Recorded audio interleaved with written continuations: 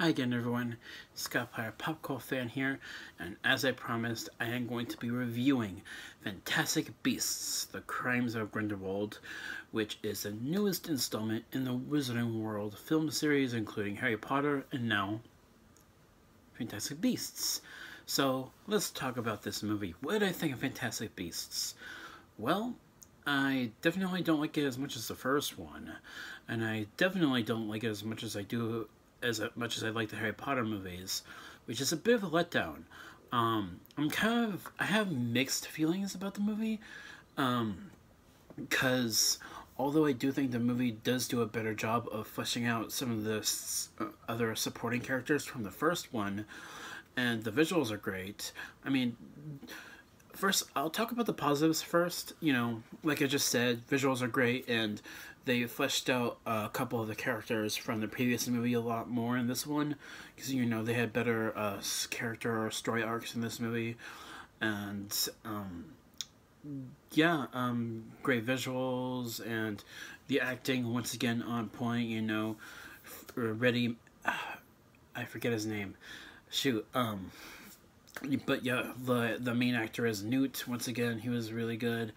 And surprisingly, I did enjoy Jude Law as Dumbledore, albeit he wasn't in the movie that much, which was a bit of a letdown, but when he was on screen, I actually did enjoy his performance as Dumbledore. I thought he did his own unique take on the character, but at the same time staying true to the kind of character that Dumbledore is. So I appreciated his performance.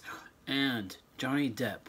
I was very, like, when I first heard that Johnny Depp was going to be playing a villain, like Grindelwald in this movie, I wasn't sure what to think of it, because, you know, I'm so associated with him playing more comedic roles, you know, like Jack Sparrow or his version of Willy Wonka from the Charlie and the Chocolate Factory remake. You know, I'm just used to Johnny Depp playing characters that are more comedic, I guess. So it was interesting to see Johnny Depp in a serious role this time around as a villain in the form of Gellert Grindelwald, and I thought he did a pretty good job, actually. It was definitely different, but different in a way that I actually appreciated his acting chops in a more serious role, which I really liked. So I thought he was great. You know, they do address, like, the relationship between Grindelwald and Dumbledore more in this movie, you know. So I really thought that was intriguing, you know. And overall, I just thought this movie was pretty good from the actors and from the visuals for the most part. The score was good. Yeah, just overall, the positives are mainly that. The issues, it has a problem with the narrative. There's a lot of exposition throughout the entire movie, and it just doesn't flow very well. There's so much going on, and especially in the ending, when there's like quite a few plot twists that just kind of undermine what you would want to see out of a prequel story of the Harry Potter movies. You know, there's certain plot twists in this movie that make you that really raise more questions than answered questions. You know what I mean? And that was my major flaw with this movie, is that I left the theater feeling unsatisfied because there are so many questions left unanswered, and that was just a major letdown for me. But I mean, I know this is the second film in the series of 5 films, so I do understand that. I respect that. But this movie just doesn't. It's not as focused.